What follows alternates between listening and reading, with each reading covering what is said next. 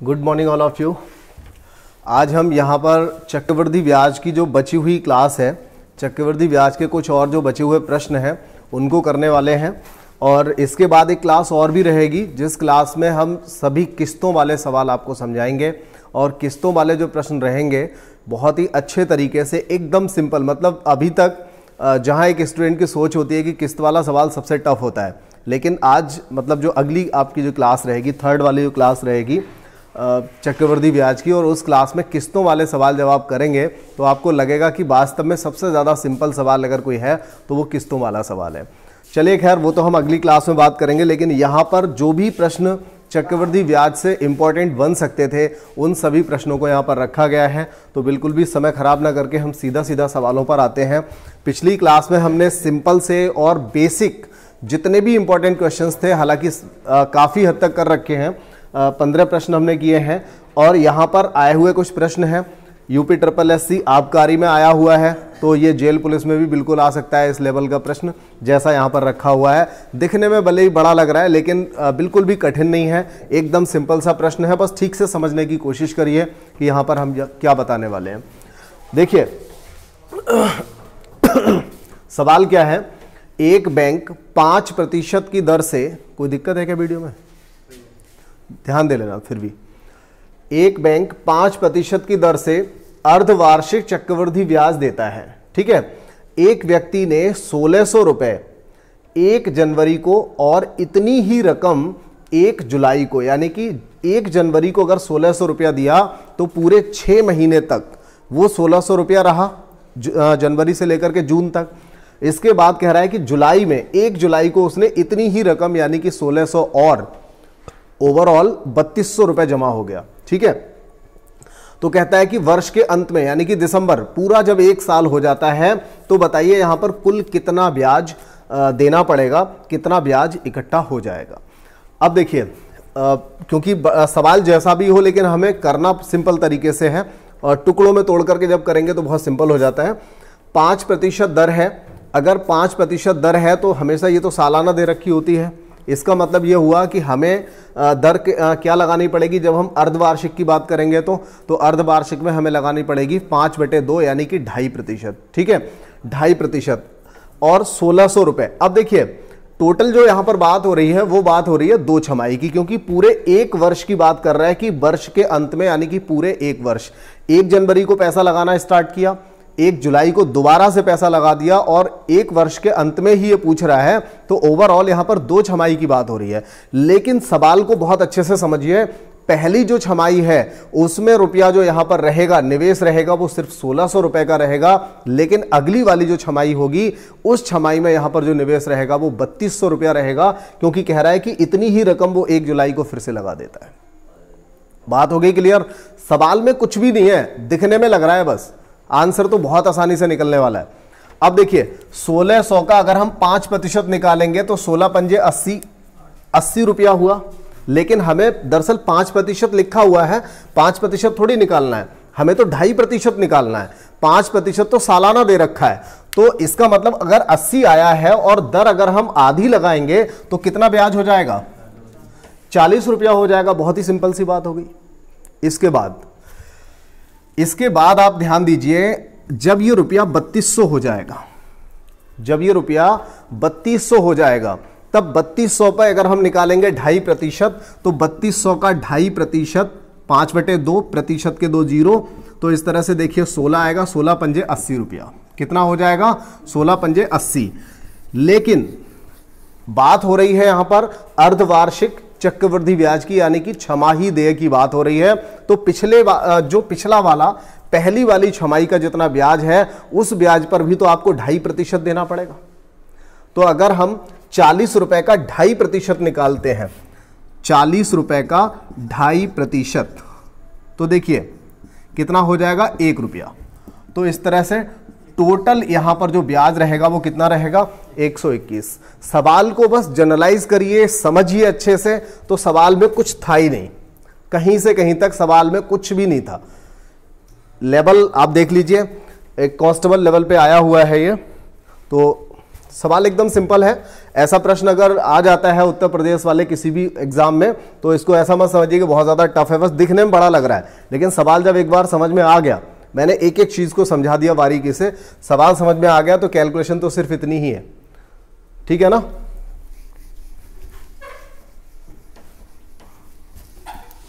चलिए इसके बाद फिर हम अगला सवाल ले लेते हैं।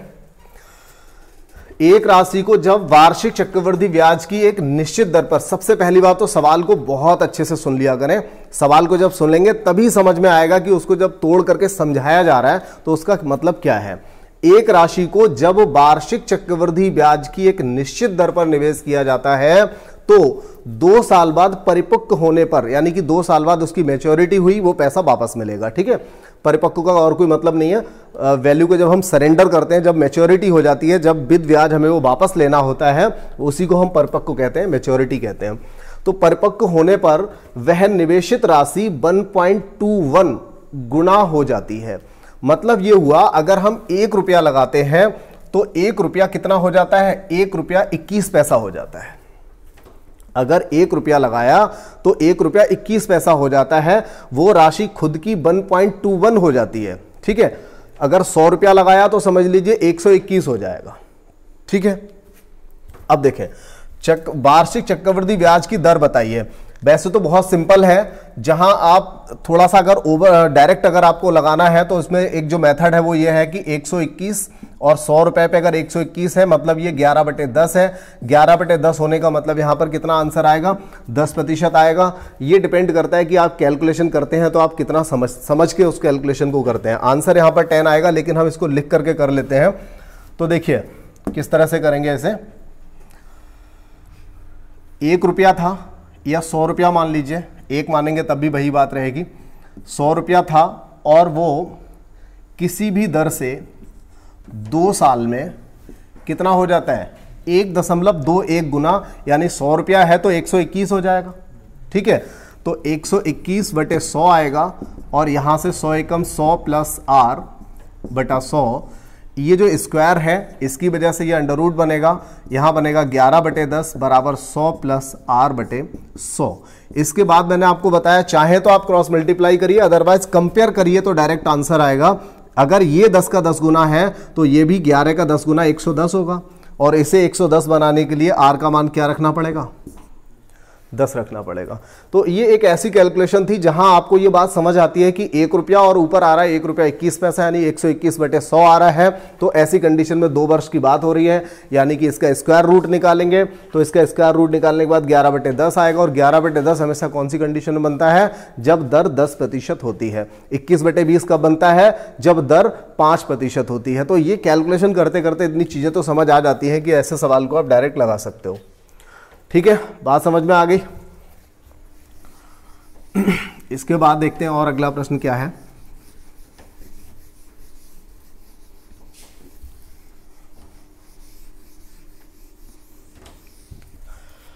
Question number 18।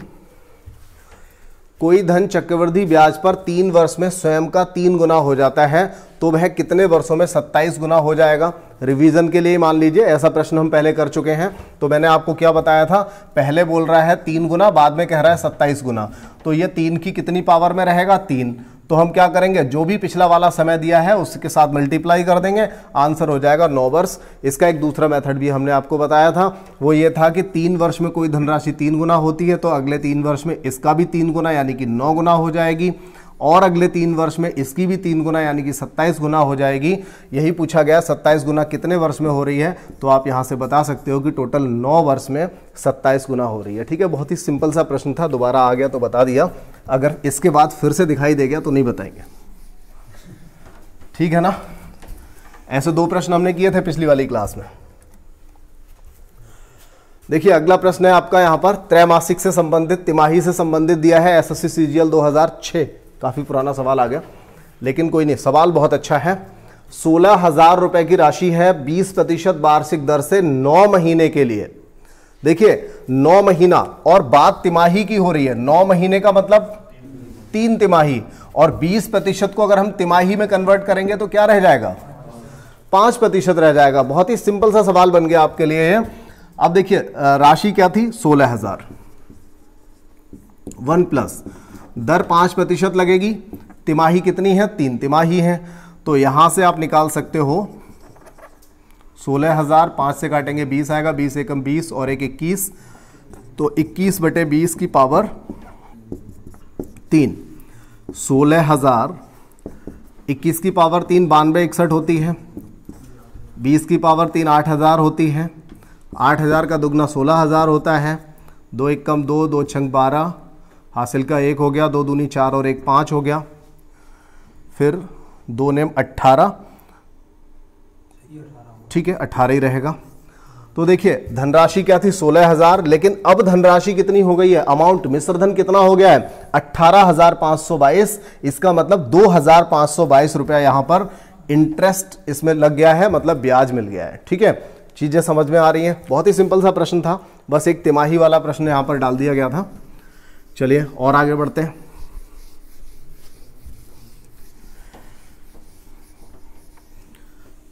अभी कुछ ऐसे प्रश्न बाकी हैं जिनमें साधारण ब्याज चक्रवृद्धि ब्याज दोनों ही आते हैं। हालांकि इस क्लास में हर टाइप का प्रश्न होगा और अलग से कराने की आवश्यकता अब नहीं है। देखिए 20वां प्रश्न क्या है? 20,000 रुपया 3 वर्ष का चक्रवृद्धि ब्याज क्या होगा? 20,000 पर 3 वर्ष का चक्रवृद्धि ब्याज बताना है, जबकि ब्याज की जो दर है पहले साल 4%, दूसरे साल 5% और तीसरे साल 6% है। ऐसा प्रश्न भी हमने किया था एक बार, लेकिन फिर भी एक लाइन बना के मैं बता देता हूं। 20,000 पहले साल 4% है तो हम 104% लगा देंगे यहाँ पर, दूसरे साल 5 है तो 105% और तीसरे साल 6 है तो 106% यहाँ से हो जाएगा। अब इसको कैलकुलेट करना है तो देखिए 4 जीरो है, 4 जीरो तो बहुत आराम से कट ही जाएंगे। इसके बाद 5 से काटेंगे तो 20 आएगा और इसे 5 से काटेंगे 21 आएगा, 2 से काटेंगे तो ये 10 रहेगा। ठीक है, 2 से काटेंगे 10 रहेगा। इसके बाद फिर से काट लीजिए, लेकिन आना तो फाइनली पॉइंट में ही है। तो 104 और 106 इनका मल्टीप्लाई कर लीजिए। देखिए 104 106 का मल्टीप्लाई क्या होगा? बहुत आराम से कर सकते हो, इतना आएगा। कैसे? इसकी एक ट्रिक होती है, यहीं पे समझ लीजिए। 104 106, ये 100 से 4 ज़्यादा, ये 100 से 6 ज़्यादा है, तो 6 और 4 दोनों का मल्टीप्लाई कर दीजिए 24, और 104 में 6 जोड़ दो या 106 में 4 जोड़ दो, तो कितना हो जाएगा? 110। ठीक है, इस तरह से कर सकते हो। अब क्या करना है? 21 से सिर्फ मल्टीप्लाई ही करना है, बटे में एक 10 आ रहा है, उसकी वजह से बस डेसिमल आ जाएगा। तो 21 चौका 84 आंसर नजर आ रहे हैं, इन दोनों में से कोई होंगे। चलिए कोई बात नहीं, 21 चौका 84 हुआ, हासिल का 8 हुआ, 21 दूनी 42 और 8 50। ठीक है, और 50 में 5 हमारा इस जीरो की वजह से यहीं पर आ जाएगा। फिर 21 एकम 21 का 1, हासिल का 2, 21 एकम 21 और 2 23, 23,150 रुपया 40 पैसा। तो 23,150 में से हमें क्या करना? 20,000 को माइनस कर देना है, तो ब्याज कितना रह जाएगा? 3150 रुपया 40 पैसा। ठीक है, थोड़ा सा कैलकुलेशन जरूर चक्रवृद्धि ब्याज में इस तरह की हो जाती है, लेकिन इतनी भी ज़्यादा टफ नहीं है, काफ़ी इजी है अगर आप इस पे ध्यान दे लें थोड़ा सा। देखिए गलती क्या हो जाती है, कैलकुलेशन यहीं पे बड़ी कब हो जाती है? 104 का 21 में मल्टीप्लाई कर लेते, तो बड़ी सी संख्या का 106 में जब करोगे तो फिर लिख के ही करना पड़ेगा। लेकिन यहां पर अगर हमने 104 106 में ट्रिक से कर दी, छोटी सी मल्टीप्लाई हो गई, और 21 से मल्टीप्लाई करना काफ़ी आसान है अगर 21 का पहाड़ा याद है तो। ठीक है, तो इस तरह से हो जाएगा। चलिए और अगला सवाल देख लेते हैं। ये CGL 17 में आया हुआ प्रश्न है।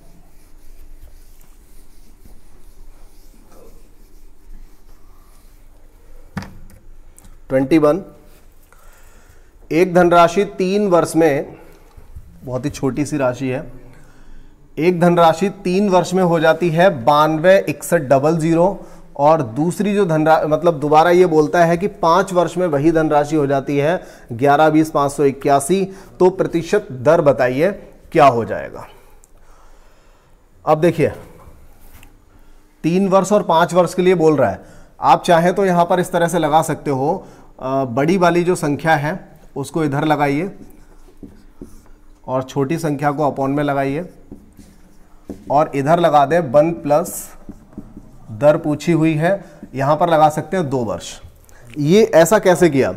इन दोनों का जो डिफरेंस आ रहा है, मतलब हमने यहां पर क्या किया है, एक संख्या, मतलब देखिए थोड़ा सा डिटेल में समझ लें। 11, 20, 58, 1, ये जो संख्या है इतनी राशि हुई, लेकिन पहले तो इतनी थी 92, 61 थी, 92, 61, 00। इतनी राशि इतनी हुई कितने सालों में?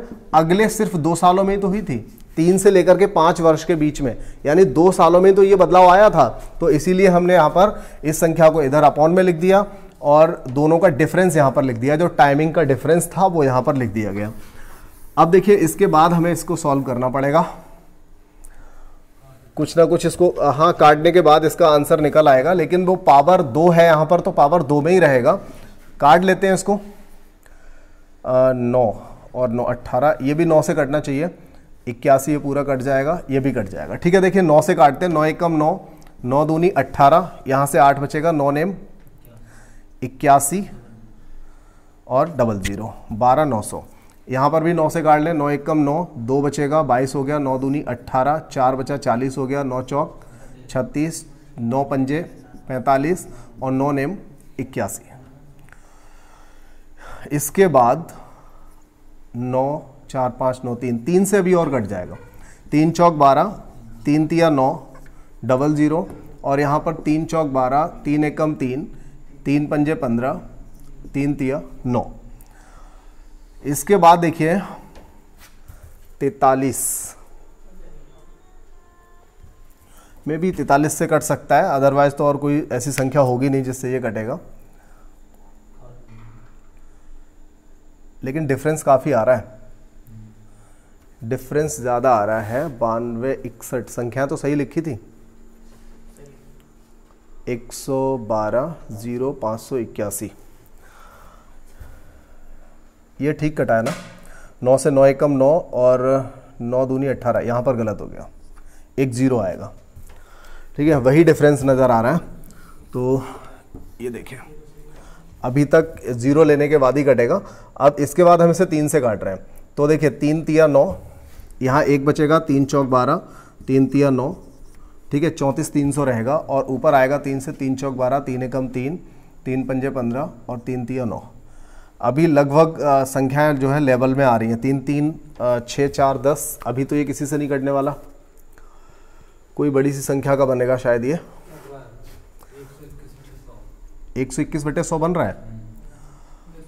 अच्छा, ये मतलब 343 से पूरा कट जाएगा, 343 से पूरा कट जाएगा, तो यहाँ 100 आएगा और 343 से जब इसे काटेंगे तो यहाँ पर 121 आ जाएगा।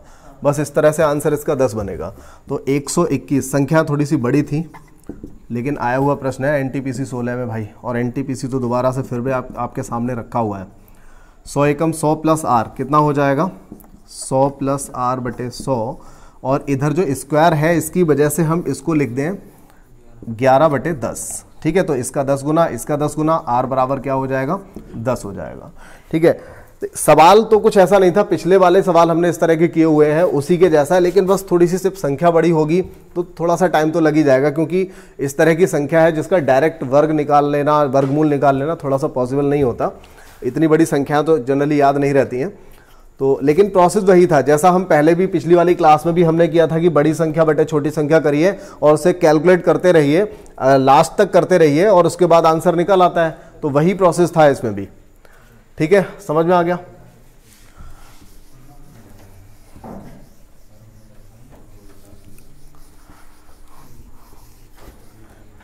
अगला देख लेते हैं। इसके बाद लगभग 26 तक यहाँ पर अभी हम इस क्लास में पढ़ेंगे, और इसके बाद वाले जो प्रश्न रहेंगे उन सभी को हम पढ़ेंगे किस्तों वाले स्पेशल सवाल। तो अलग से एक छोटी सी वीडियो आपको मिलेगी और बेहद इंपॉर्टेंट वीडियो होगी। किसी नगर की वर्तमान जनसंख्या 75,000 है। देख लें, किसी नगर की वर्तमान जनसंख्या 75,000 है। यदि यह अनुमान लगाया जाए कि पहले वर्ष 4%, दूसरे वर्ष 5% और तीसरे वर्ष 8% की वृद्धि हुई है, तो बताइए उसकी अनुमानित जनसंख्या अब कितनी हो जाएगी। ऐसा एक प्रश्न हमने किया था 2-3 प्रश्न पहले, जिसमें 3, 4, 5 करके हर साल बढ़ रहा था। तो इस प्रश्न में आपको 75,000 का 104%, 105% इंटू 108%, और बस उसे कैलकुलेट करना है। इन्हीं में से कोई एक आंसर आपको मिल जाएगा। ठीक है, तो इस प्रश्न को ना करके हम आगे बढ़ जाते हैं। किसी धनराशि पर एक निश्चित दर से, किसी धनराशि पर एक निश्चित दर से 2 वर्ष के साधारण ब्याज, ये देखिए काफी इंपॉर्टेंट क्वेश्चन है। इसमें साधारण ब्याज, चक्रवृद्धि ब्याज दोनों को कंपेयर करना है हमें, और अच्छा सवाल है, इस तरह का ट्रेंड में चल रहा है इस समय, आता है। किस्तों वाला भी बहुत इंपॉर्टेंट है आज के टाइम में, और ये भी काफी इंपॉर्टेंट क्वेश्चन है। किसी धनराशि पर एक निश्चित दर से 2 वर्ष के साधारण ब्याज और चक्रवृद्धि ब्याज जो है वो दे रखे हैं। साधारण ब्याज 900 है और चक्रवृद्धि ब्याज कितना है, 954 है। तो कह रहा है वह धनराशि बताइए। कई बार इसमें सिर्फ यही पूछ लेता है कि बताइए उसकी वार्षिक दर कितनी है, ठीक है, ये भी पूछ लेता है। तो दर निकालना बहुत ज्यादा आसान है और धनराशि निकालना बस उससे अगला स्टेप है, लेकिन कठिन बिल्कुल भी नहीं है। बस एक चीज को यहां पर समझिए, कोई धनराशि है, 2 साल में उसका साधारण ब्याज कितना आता है, 900। इसका मतलब 1 साल में कितना आता है, 1 साल का ब्याज कितना रहेगा, 450। एक बात और, यहां पर ये कितना रुपया ज्यादा है, 54 रुपया। इसका मतलब ये 54 रुपया इसीलिए तो ज्यादा है क्योंकि ये पिछले साल वाले 450 पे ब्याज मिला होगा, ठीक है ना। साधारण ब्याज 450 450 2 साल का हो गया, बराबर बराबर होगा, चेंज नहीं होता। लेकिन चक्रवृद्धि ब्याज जो है पहले साल तो बराबर रहेगा, 450 ही रहेगा, और अगले साल 450 से ये और कितना ज्यादा है, 54 रुपया जो एक्स्ट्रा है वो इसलिए एक्स्ट्रा है क्योंकि वो 54 रुपया कौन सी धनराशि पे मिला होगा, पिछले वाले ब्याज पर, 450 रुपए पर 54 रुपया। तो ये कितना प्रतिशत है ये हम निकाल सकते हैं यहां से। 1 0 से 0 काटिए, 9 पंजे 45, 9 छक 54, 5 से 5 दूनी 10, 6 दूनी 12%। तो दर तो ये निकल आई। कई बार ऐसा होता है दर पूछ लेता है, तो ये दर निकल आई, लेकिन उसने पूछा है भाई धनराशि बताइए। अब हम क्या करेंगे, 900 रुपया ब्याज है, धनराशि का पता नहीं है, 12% कितने साल में, 2 साल में। हमने पहली वाली कंडीशन यहां पर लगा दी कि कोई धनराशि बताइए जिस धनराशि का 2 वर्ष में साधारण ब्याज 900 रुपया हो गया था, 2 वर्ष में 900 रुपया हो गया था, जिसकी दर कितनी थी, 12% थी, जो कि आपको पता है। तो देखिए यहां से काट लेते हैं इसको, 2 से काटा हमने ऐसे तो 450 आएगा, फिर 4 से 4 तिया 12, और नहीं 4 से नहीं कटेगा, ये 3 से कट जाएगा, 3 4, 3 से काट लेते हैं, 3 चौका 12 और 3 से काटेंगे तो कितना आएगा, 150। 4 से काट दीजिएगा तो 25 आएगा। P बराबर 25 और 15 का मल्टीप्लाई कर दीजिए, 25 25 15 375, मतलब 3750। देखिए आंसर इनमें से है कोई, ये, ठीक है ना।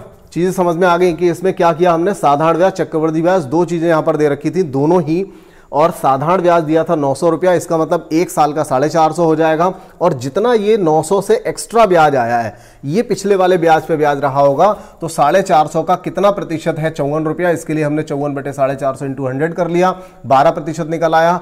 फिर हमने वही साधारण ब्याज 900 बराबर धनराशि क्या होगी, 12% से 2 साल में, कंडीशन लगा करके यहां से 3750 आंसर ले लिया, ठीक है। और देखिए अभी 3-4 प्रश्न और बचे हुए हैं, 3 प्रश्न बचे हैं इस क्लास के, उन्हें भी जल्दी से निपटा लें।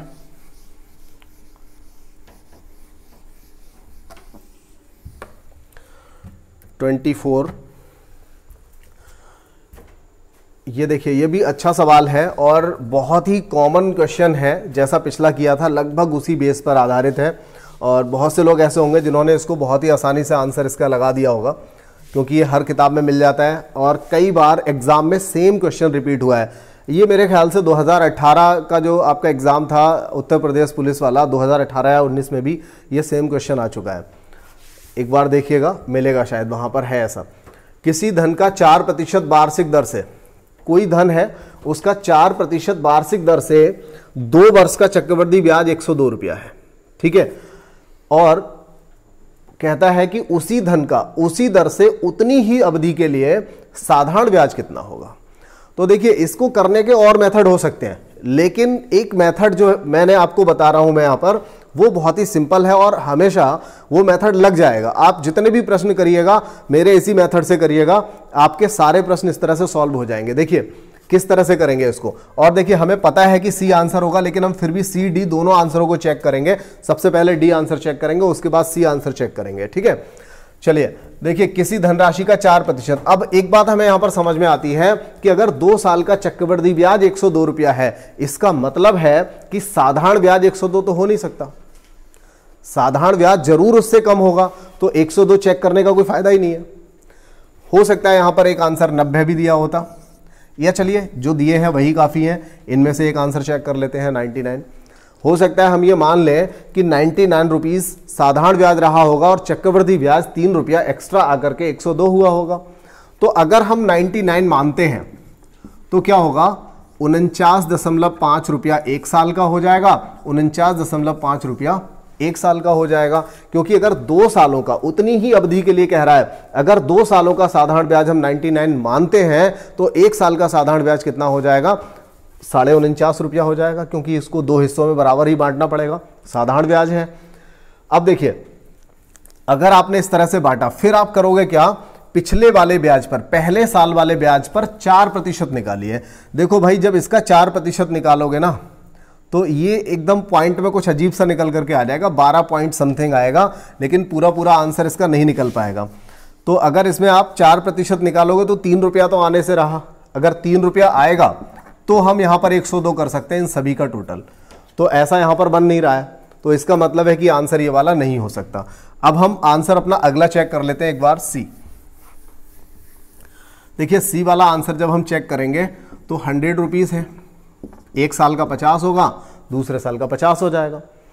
अब क्या करेंगे, इस वाले ब्याज पर अगली बार जब ब्याज मिलेगा तो इस वाले ब्याज पर भी तो ब्याज मिलेगा, तो इस पे कितना, 4%। अब 5 का 4% कितना हुआ, सॉरी 50 का 4%, तो देखिए 50 दूनी 100 और 2 से 2, यानी कि 2 रुपया।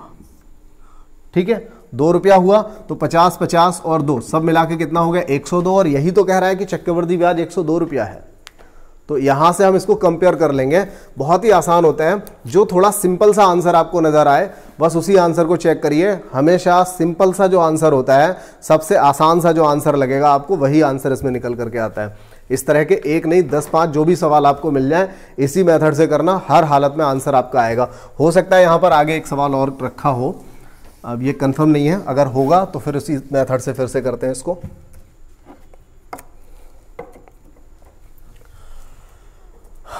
देखिए, राजेश ने, अलग है क्वेश्चन, राजेश ने, यूपीएससी 2017 का आया हुआ प्रश्न है, राजेश ने 10% प्रतिवर्ष चक्रवृद्धि ब्याज पर 100 रुपया उधार लिया। कितना सिंपल सा प्रश्न आ गया था। 10% प्रतिवर्ष ब्याज दर से 100 रुपया उधार लिया और 2 वर्ष बाद ऋण चुकाने के लिए उसे कितनी राशि का भुगतान करना पड़ेगा। तो देखिए, 100 रुपया लिया, 10%, 1 साल में 10 रुपया देना पड़ेगा, अगले साल भी 10 रुपया देना पड़ेगा, लेकिन पिछले साल वाले ब्याज पर भी ब्याज देना पड़ेगा। तो कितना देना पड़ेगा, 21 रुपया ये वाला एक्स्ट्रा देना पड़ेगा, यानी कि टोटल 121 रुपया देकर के वो कर्ज मुक्त हो जाएगा। ठीक है, यूपीएससी उम्मीद भी नहीं कर सकता कोई इतना आसान सा सवाल आएगा। चलिए, इसके बाद हमारी जो अगली क्लास रहेगी वो चक्रवृद्धि ब्याज से रिलेटिव रहेगी। तो अभी तक जो हमने प्रश्न किए थे वो 25 तक ही थे, मुझे ध्यान था शायद 26 हैं, लेकिन 25 क्वेश्चंस थे इसमें।